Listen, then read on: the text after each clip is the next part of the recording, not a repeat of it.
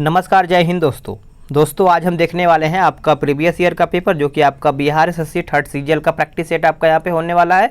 और ये जो आपका एग्ज़ाम हुआ था ये आपका पीटी परीक्षा 16 तारीख को यहाँ पे यानी 16 फरवरी 2015 को आपका यहाँ पे ये पेपर हुआ था। तो आज हम इसी को प्रीवियस ईयर का पेपर देखने वाले हैं। इसे देखिए, देखने से आपको दो फायदा होगा।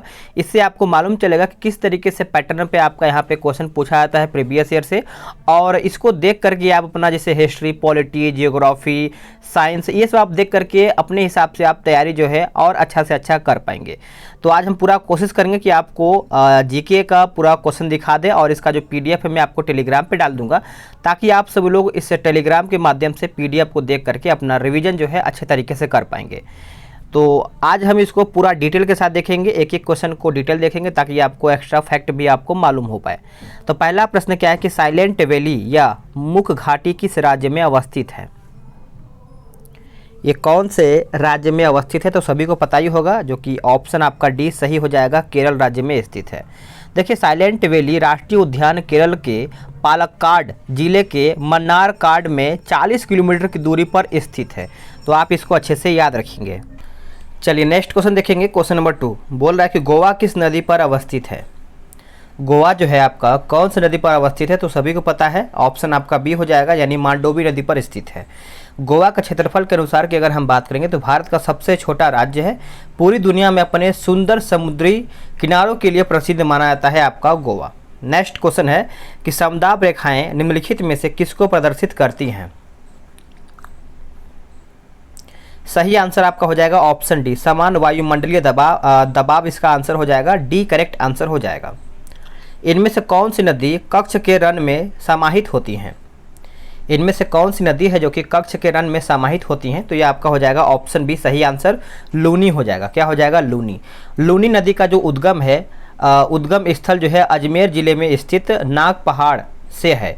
यह लगभग 320 किलोमीटर लंबी दूरी तय कर कक्ष के रन में समाहित हो जाती है। नेक्स्ट क्वेश्चन है कि डॉक्टर नॉर्मन ई बोरलॉग किस देश से संबंधित है या फिर किस देश से हैं? तो ऐसा ही आपका प्रश्न एग्जाम में देखने को मिला, इस टाइम हुआ था। तो देखिए, इसका सही आंसर आपका हो जाएगा क्वेश्चन नंबर 5 का ऑप्शन सी, अमेरिका से ये संबंधित है, सी करेक्ट आंसर हो जाएगा। नेक्स्ट क्वेश्चन है कि भारतीय संविधान का कौन सा अनुच्छेद छुआछूत उन्मूलन से संबंधित है? तो देखिए, छुआछूत से अगर हम बात करेंगे तो इसका सही आंसर आपका हो जाएगा अनुच्छेद 17 से है। किससे? अनुच्छेद 17 से। और वही हम बात करेंगे अनुच्छेद 18 के बारे में, तो ये आपका उपाधियों से अंत है, यानी उपाधियों के बारे में बताया गया है। और अनुच्छेद 15 आप सब लोग कमेंट करके बताइएगा, सिंपल है, अनुच्छेद 14 और अनुच्छेद 15। नेक्स्ट क्वेश्चन के बिहार पंचायती राज अधिनियम में ग्राम पंचायत की अवधि 5 वर्षों की निर्धारित है। इसकी गणना जो है आपका पंचायत निर्वाचन के परिणाम घोषित करने की तिथि से की जाती है। आंसर जो है आपका सी, सही आंसर हो जाएगा। नेक्स्ट क्वेश्चन कि राज्यसभा के संदर्भ में निम्नलिखित में से कौन सा कथन सही है? इनमें से पूछ रहा है कि राज्यसभा के संदर्भ में कौन सा कथन इसमें सही है? तो इसका आंसर आपका हो जाएगा ऑप्शन सी, राज्य सूची के किसी विषय पर संसद कानून बना सकती है अगर राज्यसभा 2/3 बहुमत से पारित करे कि राज्य सूची का संदर्भ यानी जो आपका संदर्भगत विषय राष्ट्रीय महत्व का हो गया है। इस प्रकार से आंसर जो है आपका सी सही हो जाएगा। नेक्स्ट क्वेश्चन है कि राष्ट्रीय प्रतीकों के संबंध में नीचे दिए गए कथनों में से कौन सा कथन यहाँ पे सही नहीं है? यानी इनमें से पूछ रहा है कि गलत कथन आपका यहाँ पे कौन सा है? तो गलत की अगर हम बात करेंगे तो ऑप्शन आपका जो सी है, राष्ट्रीय प्रतीक जो है आपका लौरिया नंदनगढ़ के सिंह शीर्ष से लिया गया है, यही आपका गलत हो जाएगा। देखिए, हमारे देश का जो राष्ट्रीय प्रतीक है ये सारनाथ के अशोक स्तंभ से लिया गया है। बाकी आपका भारत के राष्ट्रीय ध्वज की जो चौड़ाई और लंबाई करीबन 2:2 यानी 2:3 सही है। राष्ट्रीय झंडे के चक्र में जो आपका आरों की संख्या है, यानी जो तिल्ली उसमें माना जाता है, 24 सही है। और राष्ट्रीय धुन बजाने की पूर्ण आधिकारिक जो आपका अवधि है 52 सेकेंड है, तो ये भी आपका यहाँ पे सही है। चलिए नेक्स्ट क्वेश्चन देख लेते हैं। आपका नेक्स्ट क्वेश्चन कौन सा नंबर है? ये आपका है 10 नंबर। बोल रहा है कि लोकसभा या विधानसभा के निर्वाचन में एक उम्मीदवार अपनी जमानत की राशि खो देगा अगर उसे कुल वैध मत होगा कितना? देखिए, जमानत राशि की अगर हम बात करेंगे तो 1/6 से अगर कम मत प्राप्त करता है तो अपना जमानत राशि जो है खो देता है। तो इस प्रकार से आंसर आपका सी सही हो जाएगा। भारतीय राष्ट्रीय कांग्रेस का प्रथम अधिवेशन दिसंबर 1885 में कहाँ पर हुआ था? देखिए 1885 की अगर हम बात करेंगे तो ये आपका बॉम्बे में हुआ था, यानी बी सही आंसर हो जाएगा। और अगर हम बात करेंगे इसका प्रथम अधिवेशन बम्बई के गोलक यानी गोकुल दास तेजपाल संस्कृत विश्व या फिर संस्कृत विद्यालय में व्योमकेश बनर्जी की अध्यक्षता में हुआ था। उस समय लॉर्ड डफरिन भारत के वायसराय थे। उस समय लॉर्ड डफरिन जो थे भारत के वायसराय थे। नेक्स्ट क्वेश्चन है कि एक दल लोकसभा में विपक्षी दल होने का दावा करता है, इसके पास न्यूनतम कितने सांसद लोकसभा में होने चाहिए? तो कम से कम की अगर हम बात करेंगे तो 55 जो है सांसद यहाँ पे उसके होने चाहिए, तभी आपको यहाँ पे हो सकता है। तो आंसर आपका ए हो जाएगा। ग्राम पंचायत का कोई सदस्य हस्तलिखित आवेदन मुखिया को समर्पित कर त्यागपत्र दे सकता है। आवेदन समर्पित करने के कितने दिनों बाद त्यागपत्र जो है प्रभावी माना जाएगा? तो 13 का जो आंसर है आपका हो जाएगा ऑप्शन ए 7 दिनों के बाद, यानी ए करेक्ट आंसर हो जाएगा। नेक्स्ट क्वेश्चन है कि भारत में स्वतंत्रता के बाद प्रथम आम चुनाव कब संपन्न कराए गए थे? प्रथम आम चुनाव जो है कब संपन्न कराया गया था?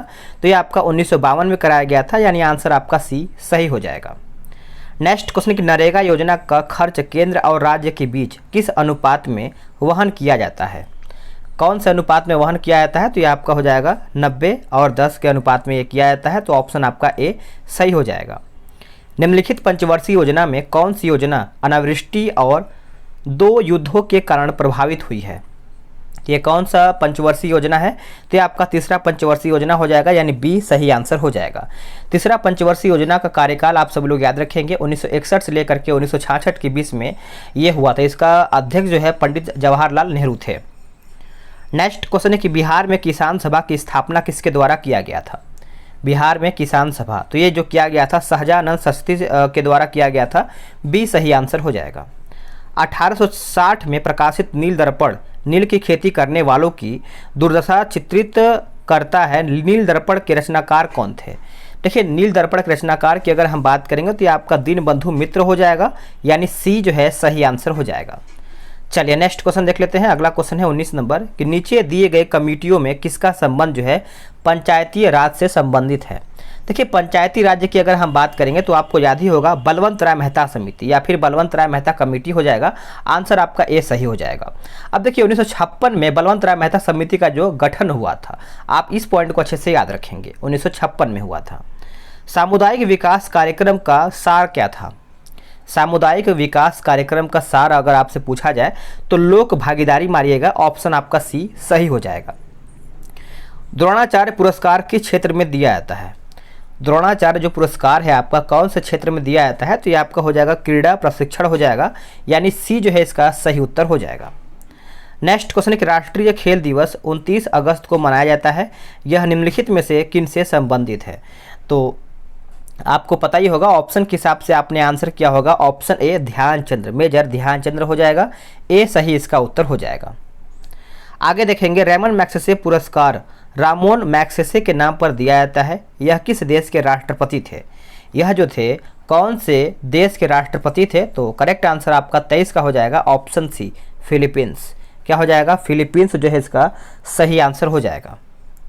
नेक्स्ट क्वेश्चन आपका बोला है कि 12वें शीतकालीन ओलंपिक खेल किस देश में आयोजित किए गए थे? 12वें शीतकालीन ओलंपिक, तो ये आपका करंट अफेयर का उस टाइम का प्रश्न था, तो ये आपका हो जाएगा ऑप्शन ए रूस हो जाएगा। नेक्स्ट क्वेश्चन कि सहारा रेगिस्तान किस महाद्वीप में अवस्थित है? सहारा रेगिस्तान जो है आपका कौन से महाद्वीप में अवस्थित है? तो ये आपका अफ्रीका हो जाएगा। क्या हो जाएगा? अफ्रीका। अफ्रीका। अब इसके बारे में थोड़ा समझिएगा कि सहारा मरुस्थल अफ्रीका के उत्तरी भाग में अटलांटिक महासागर से लाल सागर तक 5600 किलोमीटर की लंबाई तक सूडान के उत्तर तथा एटलस पर्वत के दक्षिण 1300 किलोमीटर की चौड़ाई में ये फैला हुआ है। तो आप इस पॉइंट को अच्छे से याद रखेंगे। डुरंड कप जो है किस खेल से संबंधित है? तो आपको कप वगैरह भी आपको याद करके जाना है, तो ये आपका हो जाएगा फुटबॉल। क्या हो जाएगा? फुटबॉल। नेक्स्ट क्वेश्चन है कि वर्ष 2014 के नोबेल शांति पुरस्कार के विजेता कौन है? तो 14 का पूछ रहा है, तो ये आपका हो जाएगा ऑप्शन सी मलाला यूसुफजई और कैलाश सत्यार्थी हो जाएगा। सी करेक्ट आंसर हो जाएगा। बिहू किस राज्य का लोक नृत्य है? तो आपको लोक नृत्य भी देखना है, हर एक राज्य का जो इंपॉर्टेंट है, फेमस है। तो 28 का जो आपका हो जाएगा उत्तर ऑप्शन ए असम। बिहू असम हो जाएगा। पेरू की राजधानी क्या है? पेरू की राजधानी है कौन सा? देखिए पेरू की अगर हम बात करेंगे तो ये आपका हो जाएगा ऑप्शन सी लीमा। क्या हो जाएगा? लीमा सही आंसर हो जाएगा, याद रखेंगे। चलिए नेक्स्ट क्वेश्चन देख लेते हैं। बोल रहा है कि चेरनोबिल परमाणु संयंत्र जो अब बंद है वो कहाँ पर है?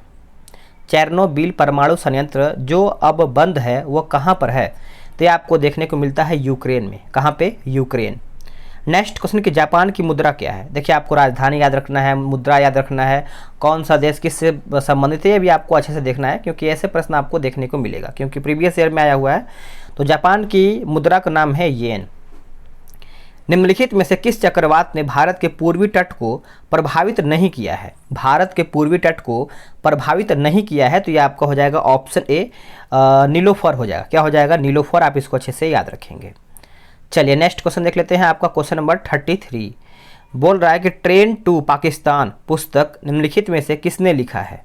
ट्रेन टू पाकिस्तान, तो ये किसके द्वारा लिखा गया है? तो आपका खुशवंत सिंह के द्वारा लिखा गया है। ऑप्शन के हिसाब से आपका डी सही हो जाएगा।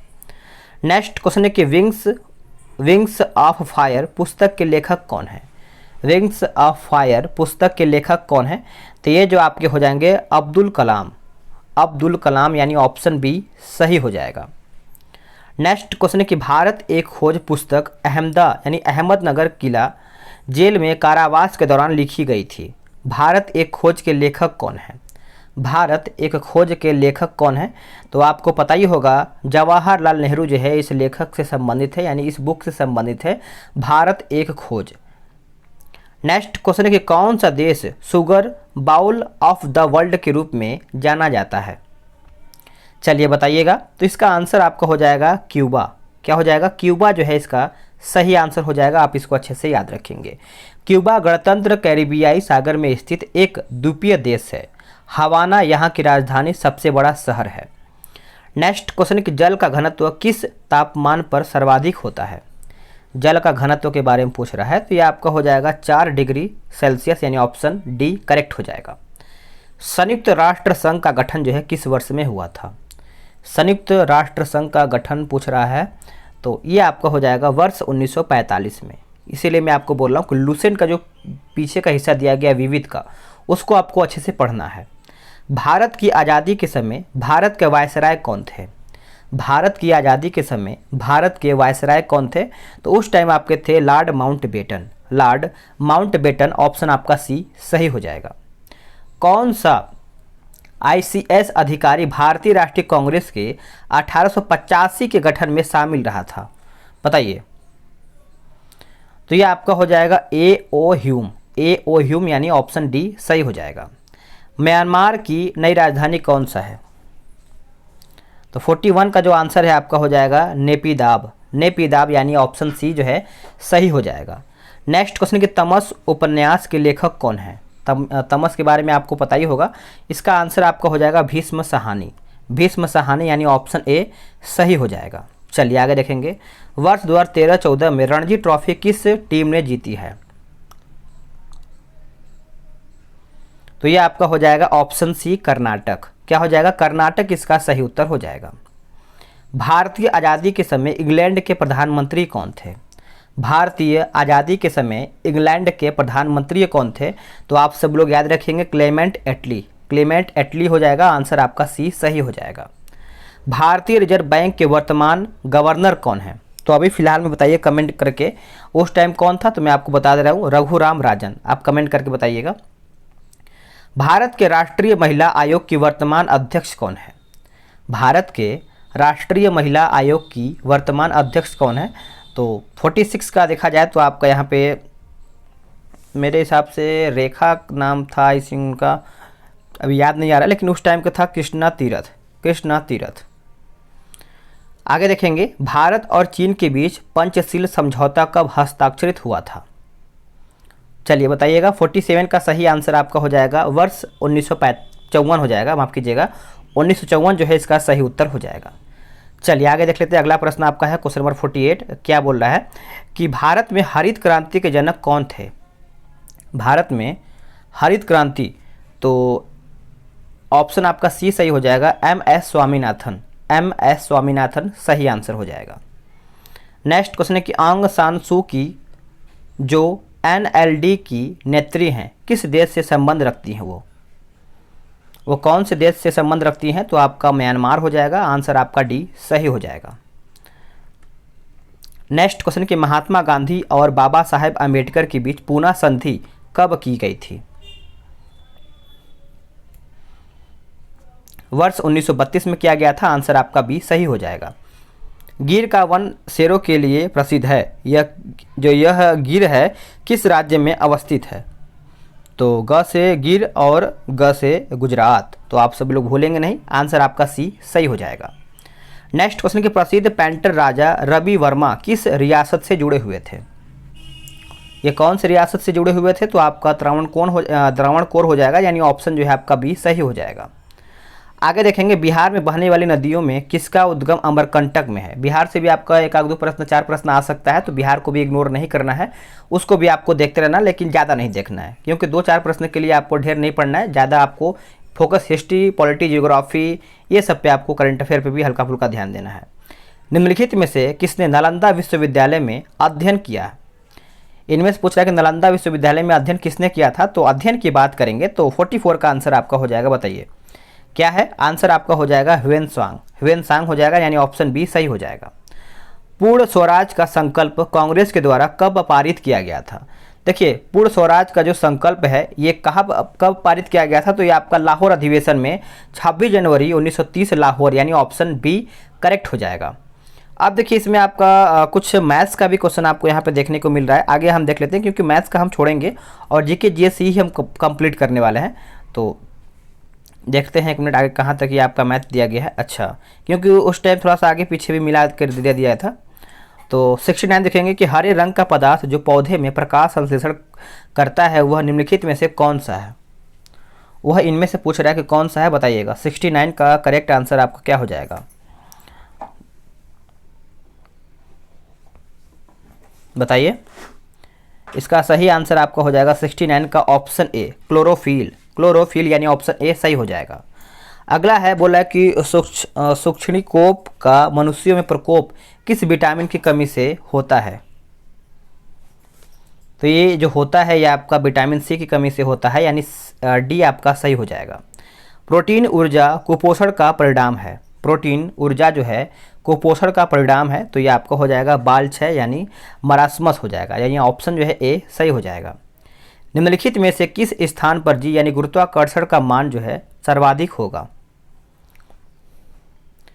तो ये आपका हो जाएगा अंटार्कटिक के कैंप में, यानी ऑप्शन डी सही हो जाएगा। शरीर के किस अंग की खराबी से मधुमेह रोग का प्रकोप होता है?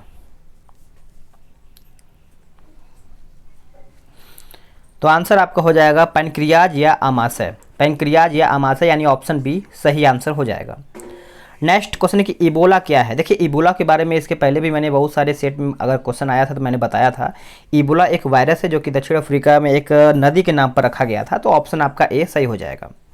घेंघा रोग आयोडीन की कमी से होता है, यह निम्न में से किस क्षेत्र में व्याप्त हो सकता है?